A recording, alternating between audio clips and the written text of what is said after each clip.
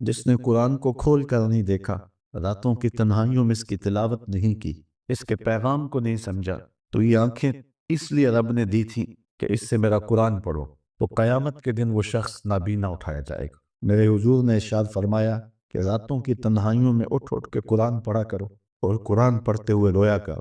پھر کہا فَإِن لَمْ تَبْكُوا فَتَبَاكُوا، اگر رونا نہ آئے تو رونے کی کوشش کیا کر۔ حضرت داتا گنج بخش علی حجویری سے ایک مرید نے پوچھا، حضرت اگر رونے کی کوشش کریں پھر بھی رونا نہ آئے، فرمایا مقدر پہ رویا کرو، اتنے سخت دل ہو گئے ہو۔ امام ابو دہب نے حلیہ میں لکھا، لا خیر فی عید لا تبکی من خشیت اللہ، اس آنکھ میں کوئی بھلائی نہیں ہے جو رب کے خوف میں روتی نہیں۔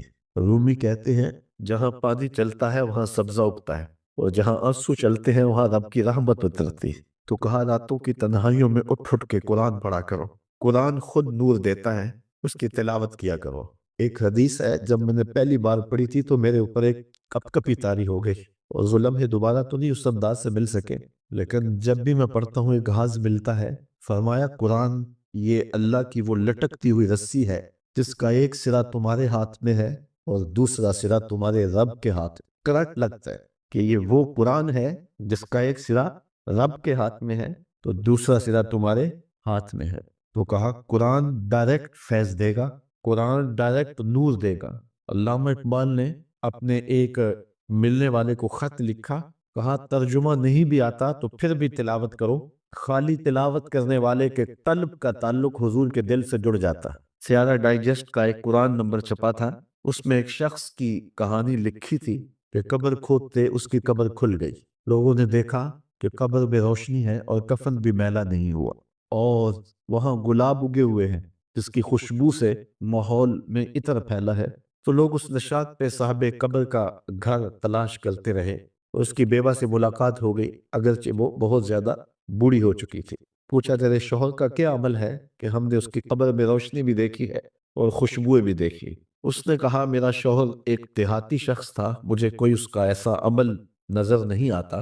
ہاں یہ مجھے یاد ہے کہ وہ قرآن مجید تو نہیں پڑھا تھا لیکن اس کتاب سے محبت اسے بڑی تھی، اور صبح جب نماز پڑھنے جاتا تو لوگ قرآن مجید کھول کے بیٹھتے تو اسے بڑا دکھ ہوتا کہ میں بھی قرآن پڑھا ہوتا تو مجھے بھی یہ برکت نصیب ہوتی۔ اب گھر آتا تو اس کے قدم بوجھل ہوتے، گھر آ کے طاق پہ پڑے ہوئے قرآن مجید کے نسخے کو اٹھاتا اور کھولتا اور ایک ایک سطر پہ انگلی رکھتا اور کہتا مالک مجھے نہیں پتا یہ کیا لکھا ہے، لیکن جو لکھا ہے سچ لکھا ہے۔ پھر نیچے آ جاتا، کہتا مالک مجھے نہیں پتا یہ کیا لکھا ہے، میری بدقسمتی ہے مجھے نہیں پتا، لیکن جو لکھا ہے سچ لکھا ہے، تیرا کلام ہے۔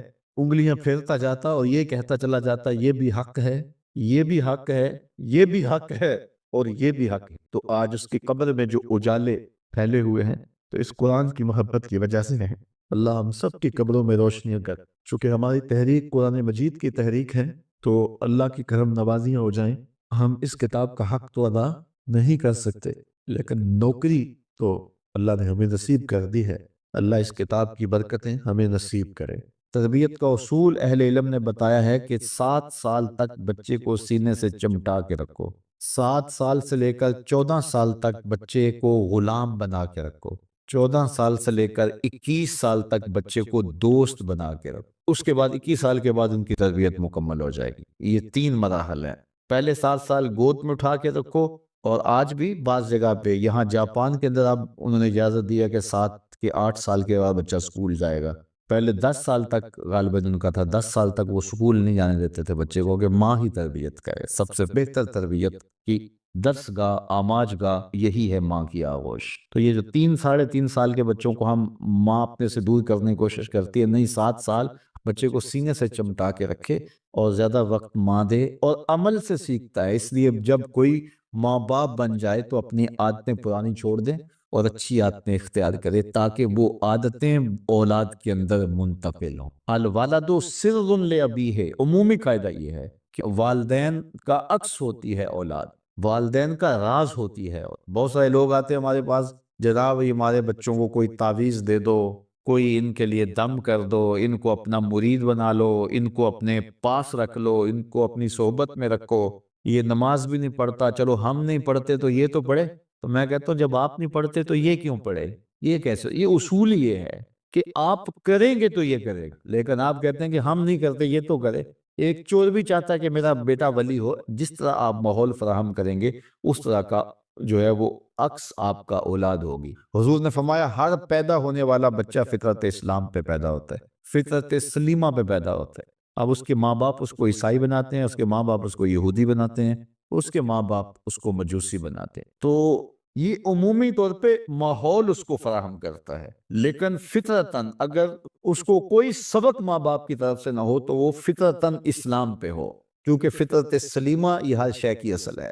ہر انسان پیدا ہوتا ہے تو فطرت سلیمہ میں پیدا ہوتا ہے۔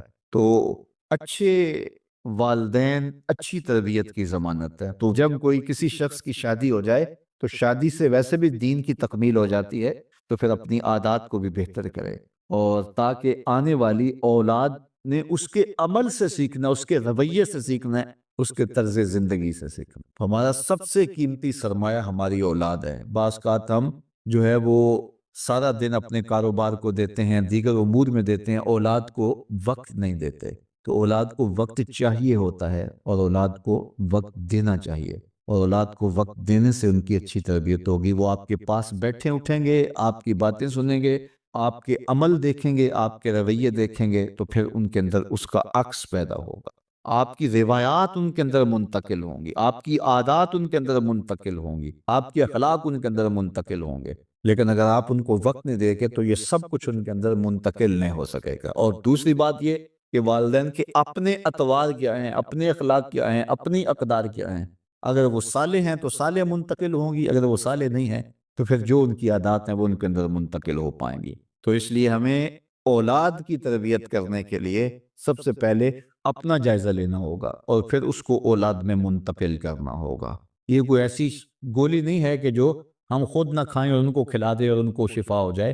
یہ گولی ہمیں خود بھی کھانی پڑے گی، پھر ان کو کھلانی پڑے گی۔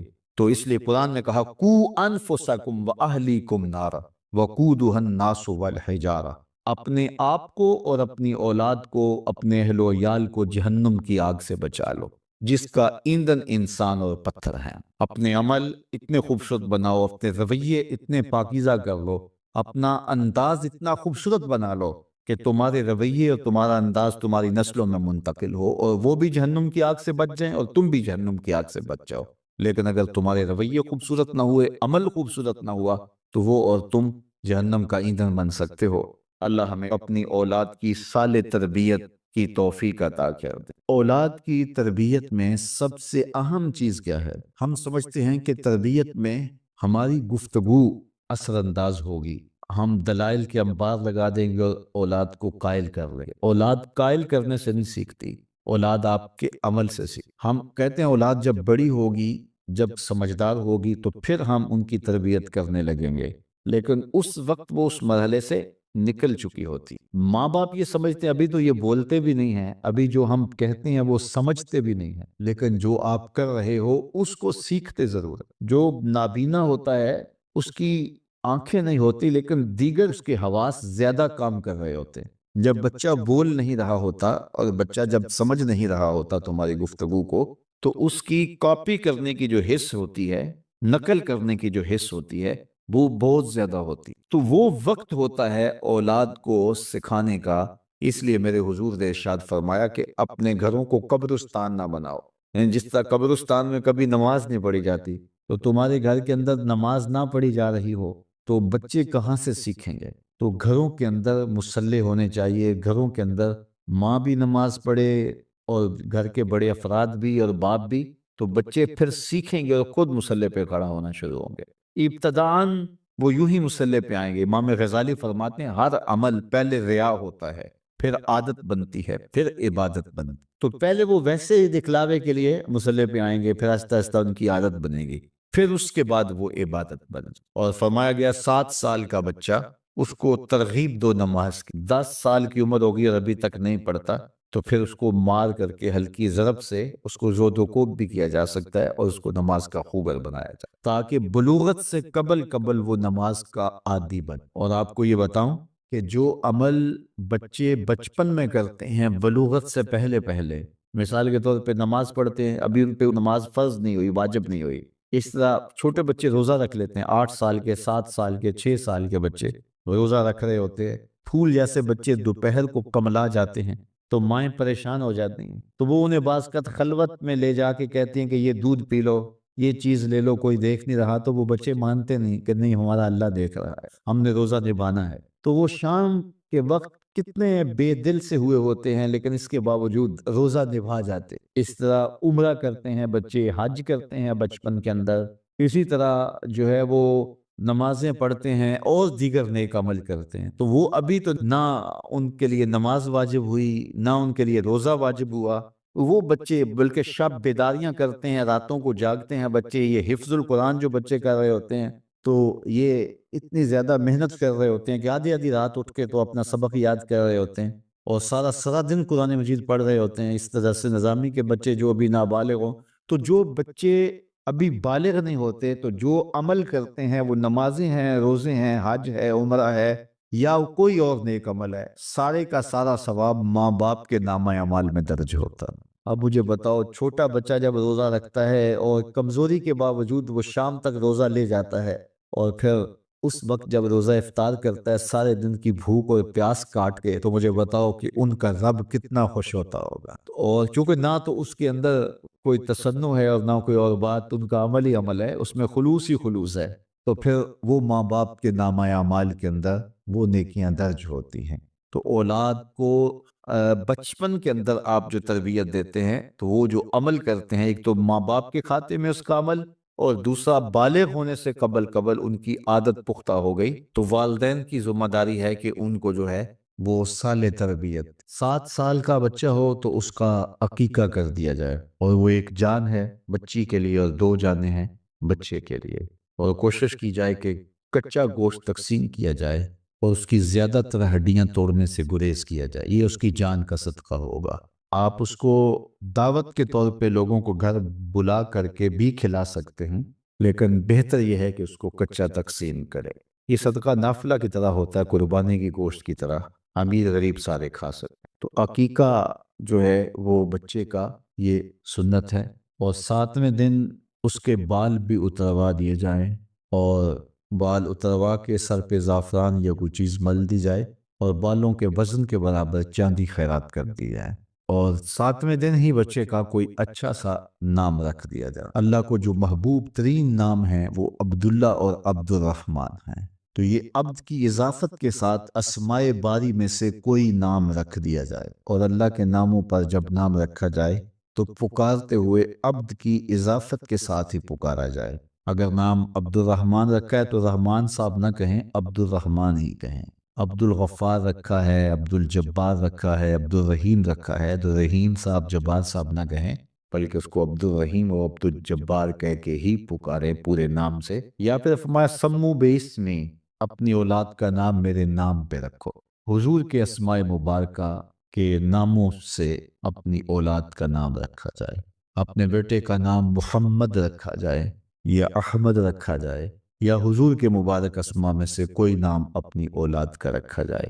اسی طرح اپنی بیٹیوں کے نام حضور کی بیٹیوں کے نام پہ رکھے جائیں، حضور کی ازواج کے نام پہ رکھے جائیں، اور اسی طرح صحابیات کے نام پہ رکھے جائیں۔ تو حضور کے نام پہ اپنی اولاد کا نام رکھو، اور فرمایا کہ جس کا نام تم محمد رکھو یا احمد رکھو اس کی پھر تکریم بھی کرو، اس کی عزت بھی کرو کہ اس کا نام میرے حضور کے نام پہ ہے۔ ایاز کا بیٹا، اس کا نام محمد تھا، اور محمود غزنوی کی وہ خدمت کیا کرتا تھا۔ ایک دن بادشاہ نے پکارا، ایاز کے بیٹے میری بات سنو۔ وہ خیر اس نے جو خدمت تھی وہ پیش کی، تو اپنے باپ کو بتایا کہ آج بادشاہ سلامت نے مجھے محمد پکارنے کی بجائے ایاز کے بیٹے کہہ کے پکارا ہے۔ تو جب نام سے ہٹ کے پکارا جائے تو یہ ناراضگی کا اظہار ہوتا ہے، تو کہا کہ پتہ نہیں بادشاہ مجھ سے ناراض ہو گئے۔ تو یاز آیا، ہاتھ باندھ کے عرض کی، بادشاہ سلامت، بیٹے سے کوئی بے ادبی ہو گئی ہے؟ بادشاہ نے کہا کیا ہوا؟ کہا آج اس کو پکارتے ہوئے آپ نے اس کے نام کی بجائے ایاز کے بیٹے کہہ کے پکارا ہے۔ تو بادشاہ سلامت کہنے لگے، میں نے آج تک لفظ محمد بے وضو نہیں کہا، تو آج میرا وضو نہیں تھا، اس لیے پکارنے کے لیے مجھے ایاز کا بیٹا کہنا۔ علماء نے لکھا ہے جس دسترخوان پہ محمد نام کا بیٹا ہوگا وہاں بے برکتی نہیں آ سکتی، وہاں رحمتوں کا نزول ہوگا۔ یہ آج کل جو رواج ہے کہ اولاد کا ایسا نام رکھا جائے جو منفرد ہو اور آج تک سنا نہ گیا ہو، بعض لوگوں کو یہ شوق مہمل نام رکھنے پر آمادہ کر دیتا ہے۔ کئی نام ہم سنتے ہیں کہ ان کا کوئی معنی و مطلب ہی نہیں ہوتا اور وہ بچے کا یا بیٹی کا نام رکھا ہوا ہوتا ہے۔ ایک صاحب نے اپنی بیٹی کا نام رکیبہ رکھا تو میں نے کہا کہ یہ تم نے کیا نام رکھ لیا؟ رکیب اور رکیبہ تو بڑے معیوب سے لفظ ہیں۔ تو وہ کہنے لگا کہ قرآن میں رکیبہ کا لفظ آتا ہے۔ میں نے کہا وہ کس معنی میں آیا ہے؟ تو دوسری بات یہ ہے کہ قرآن میں تو اور بھی بہت سارے لفظ ہیں، ابلیس کا لفظ بھی ہے اور بھی لفظ ہے، تو یہ نہیں ہے کہ قرآن میں آ گیا تو اب وہ نام بھی ہوگا۔ تو نام رکھتے ہوئے اس کے معنی و مطالب پر غور رکھا جائے کہ اس کا مطلب کیا بنتا ہے۔ بہت سارے نام ہیں، اللہ کے محبوب علیہ السلام نے ان ناموں کو تبدیل کیا، تو ایسے ناموں سے گریز کیا جائے جو مہمل ہیں یا ان کے معنی و مطالب مناسب نہیں ہیں۔ جب اولاد نصیب ہو تو ماں باپ کو ان کی صالح تربیت کے لیے کوشاں ہو جانا چاہیے اور اپنے تئیں بھرپور کوشش کرنی چاہیے کہ ہماری اولاد نیک ہو، صالح ہو۔ اب اس کا نتیجہ کیا ہوتا ہے یہ تو اللہ کے سپرد ہے۔ ایسا بھی ہوتا ہے زندوں سے مردہ اور مردوں سے زندہ۔ اچھی تربیت کا نتیجہ اچھا ہی ہوتا ہے۔ یہ خال خال واقعات ہوتے ہیں، انتہائی نااہل اولادیں ہوتی ہیں جو اچھے والدین کی آغوش میں پرورش پانے کے باوجود بھی بری ہوتی ہیں، اور برے ماحول میں پرورش پانے والی اولادیں اچھی ہو جائیں یہ بھی خال خال واقعات ہو۔ تو ماحول سنوارتے ہیں، ماحول بگاڑتے ہیں، اس لیے اچھے والدین اچھی اولاد کی ضمانت ہیں۔ اللہ کے محبوب فرمایا کہ عورت سے نکاح کیا جاتا ہے لمالہا، لجمالہا، لحسبہا، اس کے مال کی وجہ سے اس سے نکاح کیا جاتا ہے، اس کے حسب و نسب کی وجہ سے اس سے نکاح کیا جاتا ہے، اور اس کی خوبصورتی کی وجہ سے اس سے نکاح کیا جاتا ہے۔ فرمایا کامیاب وہ ہوا جو دین کی وجہ سے نکاح کر، عورت دیندار ہو، نیکوکار ہو، صالحہ ہو۔ اگر اس کے اندر باقی اوصاف بھی ہوں تو اچھی بات ہے، لیکن یہ سب سے بڑی بات ہے عورت کی دینداری، چونکہ کل کلا اس نے ایک اولاد کی تربیت کا کفیل بننا ہے، اور اگر وہ صالحہ ہوگی تو تمہاری معاون ہوگی، ممد ہوگی، مددگار ہوگی، اور صالح اولاد کی تربیت میں اس کا ایک خاصا حصہ ہوگا۔ نکاح کے بعد مرد اور عورت دونوں کو یہ شدید آرزو ہوتی ہے کہ اللہ ہمیں صالح اولاد عطا کرے۔ اللہ جب اولاد نصیب کرے تو سب سے پہلے اس دنیا پہ آتے ہی ان کو غسل دیا جائے، یہ اولاد کا حق بھی ہے اور والدین کی ذمہ داری بھی۔ اس کے بعد ان کے دائیں کان میں اذان دی جائے اور بائیں کان میں اقامت کہی جائے۔ ایسا اہتمام ہونا چاہیے کہ جہاں ولادت ہوتی ہے وہ گھر میں ہے یا ہاسپٹل میں، تو وہاں جو اطراف میں خواتین موجود ہوتی ہیں اس عمل میں شامل ہوتی ہیں، ان کو یہ تلقین کر رکھی ہو کہ ولادت کے بعد ان کی آوازیں بلند نہ ہوں۔ بچے کے کان میں سب سے پہلی جو آواز پہنچے وہ اللہ کی بڑائی کی آواز۔ بچے کے کان میں اس وقت اذان کی آواز پہنچائی جاتی ہے جب وہ اپنی مادری زبان کو بھی نہیں سمجھ رہا ہوتا، اچھی جائے کہ وہ عربی زبان کو سمجھے۔ تو ایک تو اذان کا فائدہ یہ ہے کہ جہاں اذان دی جاتی ہے وہاں شیطان بھاگ جاتا ہے، تو بچہ جب پیدا ہوتا ہے تو اس کے ساتھ ہمزاد جنم لیتا ہے، تو شیطان کو بھگانے کے لیے بھی اذان دی جاتی ہے۔ اور محققین فرماتے ہیں کہ جو بچہ بچپن میں آوازیں سنتا ہے اگرچہ اس کا مفہوم نہیں بھی سمجھتا، ساری زندگی ان آوازوں سے مانوس رہتا ہے، ساری زندگی ان آوازوں سے وہ مانوس رہتا ہے۔ تو بچہ پیدا ہو تو سب سے پہلے اس کے کان میں اللہ کی بڑائی کی آواز پڑے، اور فلاح اور نیکی اور نماز کا بلاوا اس کے کان میں ہو، تاکہ اس کے لاشعور کے اندر یہ بات بیٹھی ہو، اور جب اسے پکارا جائے تو وہ دوڑ کے مسجد کی سمت آئے۔ پھر اس کو تہنیک دی جائے، یہ جس کو گٹی کہتے ہیں، اور وہ اگر کوئی صالح شخص دے تو اچھا ہے، ورنہ کوئی بھی تہنیک اس کو جو ہے وہ دے سکتا ہے، اور وہ کھجور ہے یا کوئی اور میٹھی چیز ہے جو اس کے تالو سے چمٹا دی جائے، اور وہ اتنی زیادہ نہ ہو بلکہ مناسب مقدار میں ہو، جس کو بچہ چاٹ لے تو اس سے خوشگوار روحانی اثرات مرتب ہوتی۔ اس کے پیٹ میں جو پہلی غذا جائے وہ بھی کسی سالے شخص کے ہاتھوں سے جائے، اس کے کان میں جب پہلی آواز جائے تو وہ بھی اللہ کی بڑائی کی آواز ہو، اور جب وہ بولنے لگے تو سب سے پہلے اس کی زبان پہ لفظ اللہ جاری کیا جائے،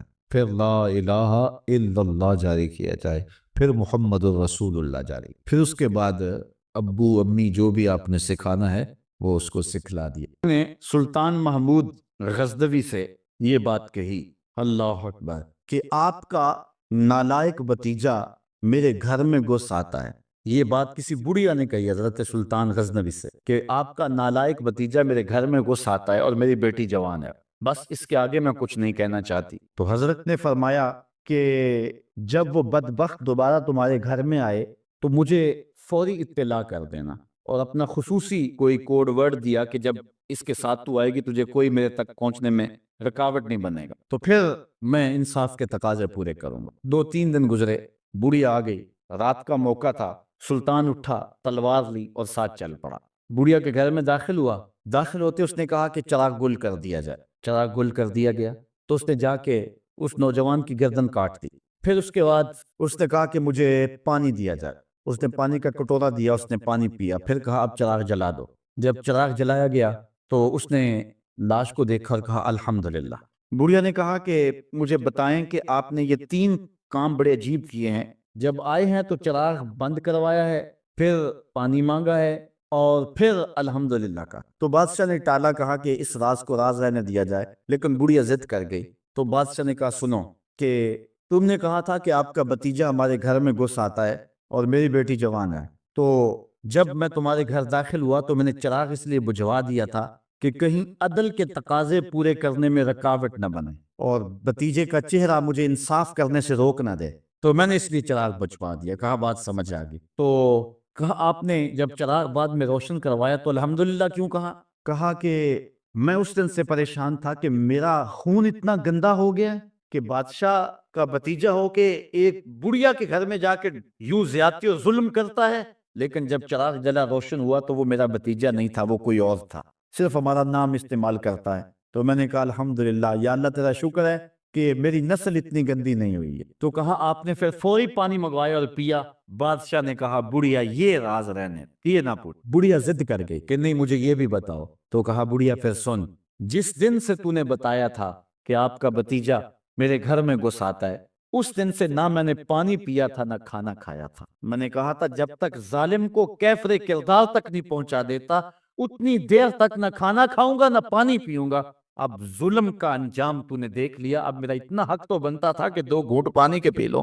تو آج نام بھی تو نہیں کا باقی ہے، آج ذکر بھی تو نہیں کا باقی۔ جن لوگوں نے عدل و انصاف کے بخیے دھیڑ کے رکھ دیے پھر حرف غلط کی طرح مٹ جاتے ہیں، ان کی قبروں کے نشان بھی باقی نہیں رہتے۔ دنیا کے اوپر کتنے لوگ تھے، رضا شاہ پہلوی دیکھ لیں، ایران کا شہنشاہ ایران دیکھ لیں، کہ پھر بعد میں دیکھیے کہ ان کو قبر کے لیے جگہ نہیں مل رہی۔ تو جنہوں نے عدل کیا، جنہوں نے انصاف کیا، تو زمانے کے اوپر نام انہی کا رہتا ہے، اور کسی ملک میں کسی جگہ پہ عدل و انصاف سے ہی ملک اور وطن قائم رہتی۔ الملک یدوم بالکفر ولا یدوم بالظلم۔